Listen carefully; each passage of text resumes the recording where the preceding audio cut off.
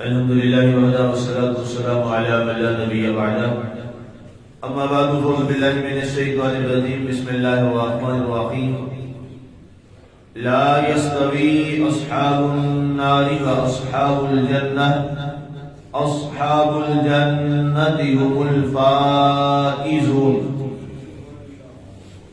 دوزخ والے اور بہشت والے یکساں نہیں ہیں، صرف جنت والے ہی کامیاب ہیں۔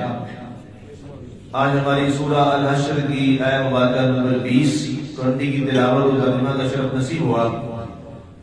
سامنے کل گفتگو ہماری جس موضوع میں چل رہی تھی کہ رب ذوالجلال نے فرمایا کہ اے لوگوں ان جیسا مت ہو جانا، اے ایمان والو ان جیسا مت ہو جانا جنہوں نے اللہ کو بھلا دیا۔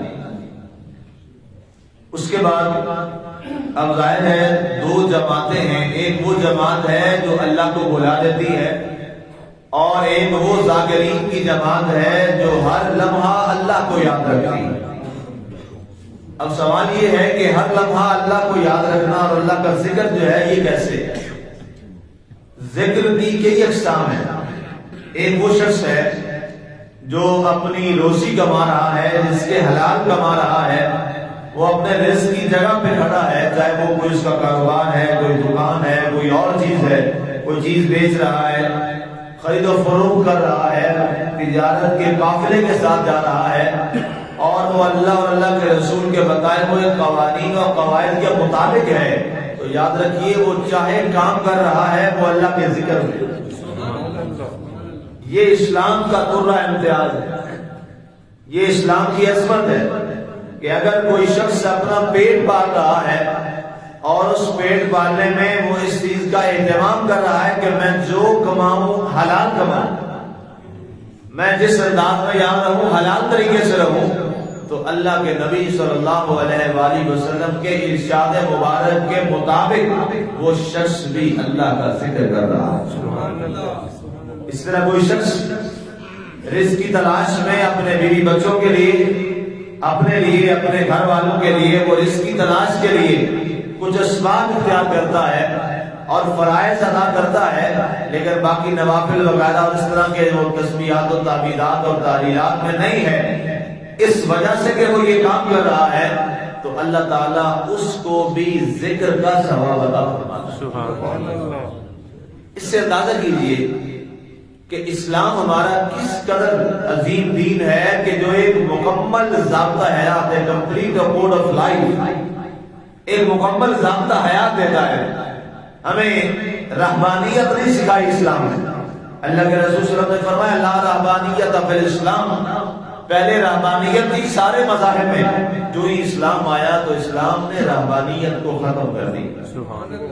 ہوتا یہ تھا کہ لوگ اللہ کے ذکر کے لیے اپنا گھر بار بیوی بچے چھوڑ کر وہ لوگ جنگلوں میں چلے جاتے تھے اور وہاں جا کر اللہ کے ذکر میں مشغول ہو جاتے، کھانا پینا کوئی مل گیا تو ٹھیک، مگر نہ اسی اللہ کے ذکر میں وہ مگن رہتے اور بچڑوں کا انہیں کوئی فکر نہیں ہوتا تھا، وہ چاہے بھوکے ہیں، پیاسے ہیں، گھر والوں کے کیا حالات ہیں، اس طرف کوئی توجہ نہیں دیتے تھے اور سب کو بھلا کر وہ اللہ کے ہو رہتے تھے۔ اسے کہتے تھے رہبانیت۔ لیکن جب اسلام آیا اس دور میں یہ رہبانیت بہت بڑا عمل تھا، لیکن اسلام میں آ کر رہبانیت کو ختم کر دیا اور سرکار نے اعلان کیا لا رہبانیت فی الاسلام، لوگوں رہبانیت اسلام میں نہیں ہے۔ اب ایسا نہیں ہوگا کہ کوئی شخص اپنے گھر والوں کو، اہل و عیال کو بھوکا پیاسا چھوڑ چھاڑ کر وہ اس انداز میں کہیں چلا جائے۔ کہا نہیں، وہ فرائض ادا کرے، وہ اپنے بیوی بچوں کی، والدین کی خدمت کرے، کفالت کرے اور اپنا نظام زندگی، رشتہ داریاں یہ سارے نبھائے، تو اللہ تعالیٰ اس کے اس عمل کو بھی عبادت میں شامل فرمائے۔ اس طرح کی بے پناہ حدیث کی کتب میں موجود ہے، اور اس کے حلال کمانے والے کو اللہ کے رسول صلی اللہ علیہ وسلم نے اتنا مقام دیا، سرکار نے فرمایا القاسب حبیب اللہ، فرمایا رزق کے حلال کمانے والا، ہاتھ سے محنت کرنے والا، وہ شخص اللہ کا حبیب ہے، اللہ کا حبیب ہے، اللہ کا دوست ہے۔ تو ظاہر ہے اب دو چیزیں، ایک اللہ کا ذکر کرنے والا، ایک اللہ کے ذکر کو بھول جانے والا ہے۔ اب اللہ کا ذکر کو بھولنا کیا ہے؟ ایک تو یہ ہے کہ زبان سے اللہ کا ذکر چھوڑ دیا، اور دوسرا یہ ہے کہ جو بھی وہ معاملات کرتا ہے وہ ناجائز کرتا ہے۔ رزق کماتا ہے تو حرام کماتا ہے، کھاتا پلاتا ہے تو حرام کھلاتا ہے، کاروبار کرتا ہے تو ناجائز کاروبار کرتا ہے، اپنے بیوی بچوں کو بھی ناجائز کھلاتا ہے، تو یہ وہ شخص ہے جس نے اللہ کے ذکر کو بھلا دیا،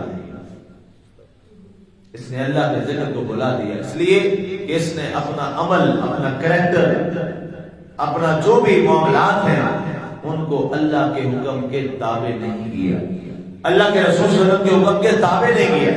اور اگر اس نے ان کو تابع کیا ہوتا تو اللہ تعالیٰ اس دنیاوی جو ظاہری طور پہ دنیاوی عمل ہیں، اللہ تعالیٰ ان کو بھی نیکیوں میں تبدیل فرما دے۔ جس میں یاد رکھیے گا، دنیا اور دین، یہ عام طور پہ جملہ بولا جاتا ہے کہ جناب یہ شخص دنیا دار ہے اور یہ شخص بڑا دین دار ہے۔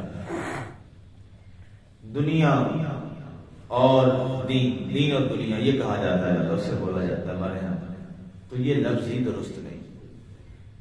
دین اور دنیا جو ہے یہ الگ نہیں ہے۔ اسلام نے کہیں بھی دین اور دنیا کا لفظ استعمال نہیں کیا، اسلام نے دو لفظ استعمال فرمائے، دنیا اور آخرت، یہ دو الفاظ، دنیا اور آخرت، یہی اسلام کا درا امتیاز ہے۔ اسی طرح تعلیم میں بعض لوگ کہتے ہیں یہ دینی اور دنیاوی، تعلیم کوئی دینی دنیاوی نہیں ہوتی، تعلیم جو بھی ہے وہ دینی ہے۔ علم ہوتا ہی وہ ہے، علم ہے، اور وہ ہر دور میں اچھا رہا ہے۔ اس کی میں مثال دیتا ہوں، غزوہ بدر میں جب حضور اکرم صلی اللہ علیہ وآلہ وسلم کو اللہ نے فتح عطا فرمائی، مسلمانوں کو اللہ نے فتح نصیب فرمائی، تو کچھ کافر لوگ قیدی ہو گئے تھے، اور اسلام نے ان کو قید کر لیا، اور سرکار نے فرمایا کہ تم اپنا فدیہ دیتے جاؤ اور ہم تمہیں آزاد کر دیں گے۔ تو ان میں کچھ ایسے لوگ تھے جنہوں نے کہا ہمارے پاس تو فدیہ ہے ہی کچھ نہیں، پیسے دینے کے لیے یہی کچھ نہیں کہ ہم آزاد ہو جائیں یہاں سے۔ تو سرکار نے فرمایا تم ہمارے بچوں کو پڑھا دو، ہمارے بچوں کو تعلیم دے دو، اس کے بدلے میں ہم تمہیں آزاد کر دیں گے۔ سبحان اللہ۔ اب سوچئے کافر نے کیا قرآن پڑھانا، کافر نے کیا حدیث پڑھانی، کافر نے کیا توحید کے درس دینے تھے یا رسالت کے درس دینے تھے؟ یہ تو کوئی تعلیم نہیں تھی، وہ تو اس کو مانتا ہی نہیں ہے، وہ تو ہے ہی کافر، وہ تو کبھی کلمے کے قریب بھی نہیں گیا، نہ قرآن کے قریب گیا۔ سرکار نے فرمایا تم ہمارے بچوں کو تعلیم دے دو، اتنے بچوں کو جو ہمارے بچوں کو پڑھا دے گا ہم اس کو آزاد کر دیں گے۔ اب سوال یہ ہے تعلیم کیا تھی؟ وہ دین کی تعلیم تو نہیں تھی، قرآن حدیث کی تو تعلیم نہیں تھی، وہ کیا تھا؟ بتایا جاتا ہے جناب اس میں باقی جو جتنے علوم ہیں اس میں وہاں ملوثہ تھے، وہ ملوثہ علوم ہے، کہتے ہیں اس میں حساب کتاب کا علم ہے، اس میں کوئی تحریر کیسے لکھنی ہوتی ہے، بہت کم لوگ کتاب پڑھنا جانتے تھے، تحریر کیسے لکھنی اس کا علم تھا۔ اچھا اس میں یہ جو رد ہوتا ہے، مذمت ہوتی ہے، کسی کے محاورت میں شاعری کا انداز ہوتا ہے، اس میں وہ شاعری شامل تھی۔ اس کے علاوہ اس میں وراثت کیسے تقسیم کرنی ہے، وراثت کے کچھ علوم ان کے پاس تھے۔ اس کے علاوہ کوئی تاریخ پرانی جو انوں کا وہاں کا، اور اس کے علاوہ سے کہاں کے حوالے سے کچھ باتیں تھی وہ ان کے پاس موجود تھی۔ تو گویا وہ جو مروجہ علوم تھے وہ ان کے پاس موجود تھے، لکھنا پڑھنا وہ جانتے تھے، تو وہ پوری زبان ہے عربی، اس میں پورا ایک علم ہے، تو انہوں نے وہ سکھایا، تو جو سکھاتا گیا سرکار اس کو آزاد کرتے چلے گئے۔ اس سے پتہ یہ چلتا ہے کہ علم جو ہے یہ کوئی دینی دنیاوی نہیں ہوتا، علم جو بھی حاصل کیا جائے جس کا مقصد بھلائی ہے وہ علم دینی۔ سبحان اللہ۔ ایک ڈاکٹر ہے، وہ ڈاکٹر بن رہا ہے، اس کی نیت یہ ہے کہ میں دیانتداری کے ساتھ، قاتل نہیں بنوں گا، دیانتداری کے ساتھ میں انسانیت کی خدمت کروں گا۔ وہ جو میڈیکل کی کتابیں پڑھ رہا ہے وہ بھی علم دین پڑھی، اس پر بھی اس کو اجر ملے گا۔ مثال کے طور پہ یہ مائکرو فون میرے سامنے ہے، جس نے یہ بنایا ہے وہ مسلمان ہے، جو بنانے والا ہے اس کو اس پہ اجر مل رہا ہے کہ اس مائکرو فون کے ذریعے کتنے لوگوں تک یہ آواز پہنچ رہی ہے، یہ ذریعہ بن رہا ہے، اگر ایسے انداز سے آواز نہ سب تک پہنچ سکتی تو کوئی بھی چیز جو بنائی جاتی ہے اس کا جو مقصد اگر نیک ہے تو وہ دینی ہی ہے. تو تقسیم دنیا اور دین اور دنیا نہیں ہے، تقسیم کیا ہے؟ دنیا اور آخرت.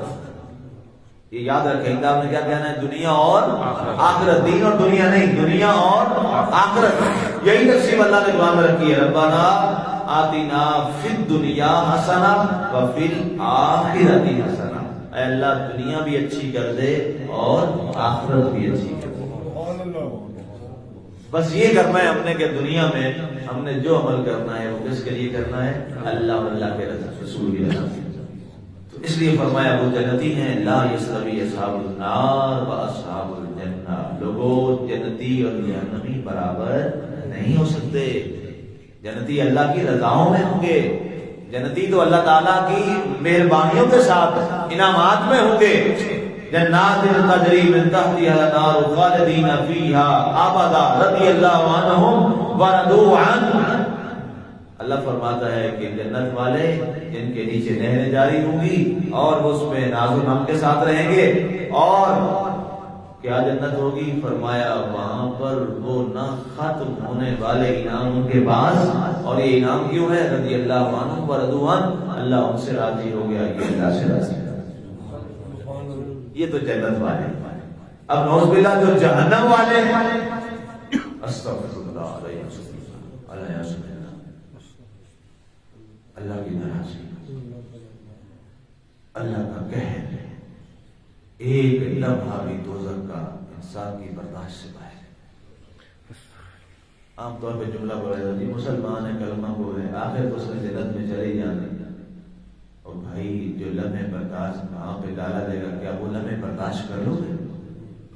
کیا وہ لمحے برداشت کر سکتا ہے کوئی؟ یہ بڑا غلط تصور دیا جاتا ہے کہ جناب وہ آخر میں جنت مل جانی ہے. اور ایک دفعہ بھی اگر پھینک دیا گیا، اللہ اپنی امان میں رکھے. دوزخ کی وہ سختیاں ہیں کہ انسان قرآن بیان کرتا ہے بندہ بیان کرنے کے قابل نہیں رہتا. اتنی سختیاں ہیں.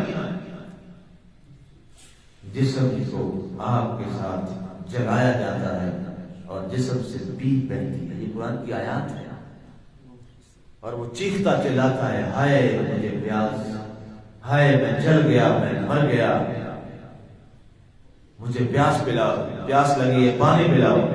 جب وہ پانی مانگتا ہے تو حدیث قرآن کے الفاظ کیا ہیں؟ یبعث بماء کالمہل. یہ قرآن کی آیت ہے. فرمایا اسے پانی دیا جاتا ہے پیپ والا.